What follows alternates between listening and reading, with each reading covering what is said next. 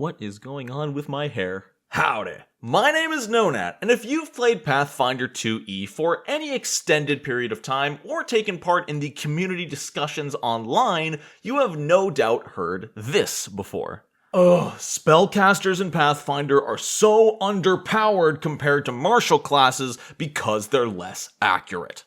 And this statement is kind of true. Especially at higher levels, there is a big accuracy difference. Most martials will have a +3 higher to hit than a spellcaster's spell attack roll, and fighters will have a +5 over them. This is due to martial classes being able to put potency runes on their weapons. +1, +2, and +3 runes give a +1, +2, or +3 bonus to the appropriate attack roll, but spellcasters get nothing of the sort. There is no potency rune to increase the accuracy of spell attacks. So what this means is, at high levels, even if a spellcaster and a martial have the same proficiency in their associated attack roll, the martial will always have a higher accuracy because of those runes. So a lot of people have been asking, why aren't there potency runes for spellcasters? Why can't you put a rune on your staff or your arcane focus to give a bonus to attack rolls?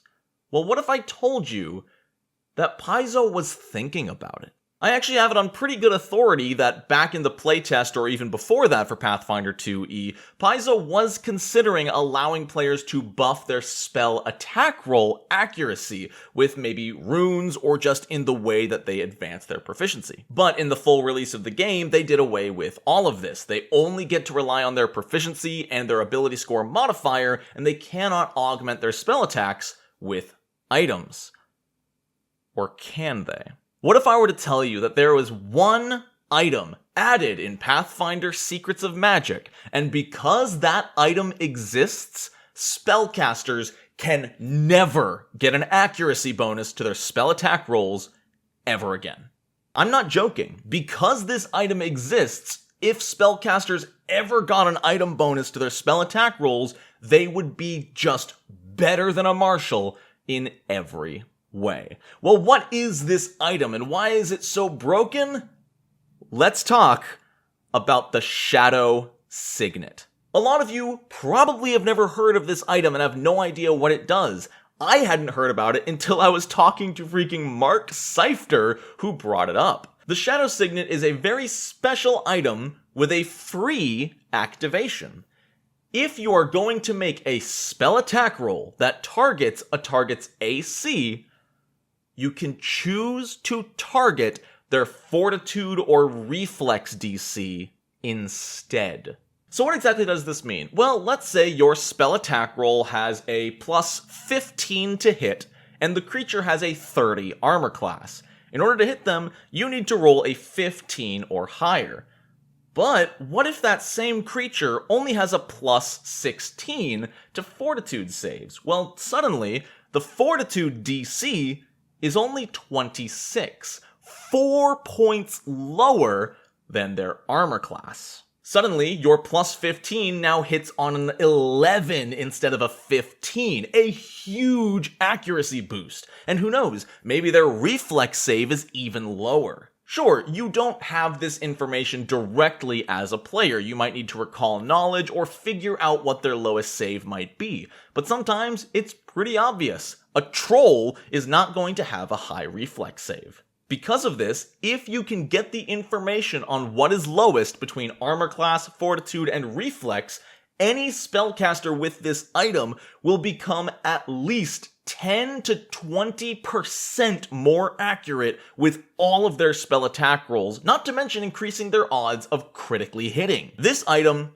is super cool in theory. I think being able to target a different stat DC for your attack roll is amazing and something that should or could be explored more. But it has so horribly limited the design space of spellcasters' spell attacks specifically, try saying that 5 times fast, that I think this item has actually had a negative effect on the game from a design standpoint, and a lot of players don't even know it exists. The problem here is that it's a level 10 item, so most campaigns aren't even going to use it. A lot of people don't even know it exists, but it is the single best, most required item for any spellcaster in the game. It doesn't matter if you're a cleric or a wizard or a sorcerer or whatever. If you don't have this item, you are weaker outright than a spellcaster who has it in multiple regards. You can look at almost any creature in the game and none of them are going to have a high AC and fortitude and reflex. Even the level 19 Ancient Red Dragon has a 45 AC, a 45 fortitude DC, but only a 42 reflex DC. That's 3 higher to hit, but only if you have the Shadow Signet. This is a problem because without it, you are just not as accurate. So why does the Shadow Signet limit design space so much? Well, first off, potency runes for spell attack rolls can never exist now. If you gave a wizard +3 on their spell attack rolls, and they have a Shadow Signet and target a saving throw DC that's 3 or 4 points lower than armor class, that's an effective +7 to the attack roll. Not only meaning they'll probably hit on like a 6 or higher, but they're also going to crit so often on spell attacks, which are typically stronger than a martial class's melee attack. And sure, spells should do more damage than a melee attack, but they sacrifice the accuracy for that power, especially for the wide variety of options spellcasters get with the ability to use saving throw spells. The Shadow Signet almost makes saving throw spells a lot less viable. Saving throws tend to deal less damage, and if you're just looking for outright damage output, the Shadow Signet with a spell attack roll is always going to be better. It has really become a best-in-slot item, and that is something a TTRPG should strive to avoid at all costs. This is not a video game. You should not be trying to get the best single option for your character, and even worse, the best single option for half of the classes in the game. Imagine showing up at the table for a level 10 campaign and you're all playing spellcasters. Well, either you're all gonna have the Shadow Signet, so you all have the same item, that's fun, or maybe multiple people will, and then the people who don't have the Shadow Signet are just at a disadvantage compared to the others who do. It's not good design to make something that is just the outright best required choice. This is all not to mention spells like True Strike, which give you basically advantage on your attack roll. Imagine rolling an attack with an effective +7 with advantage. You're never going to miss and you're gonna crit more often. So what's the solution to this? From an official standpoint, I have no idea. They have designed themselves into a corner, and the Shadow Signet doesn't even have uncommon or rare, so everyone has access to it.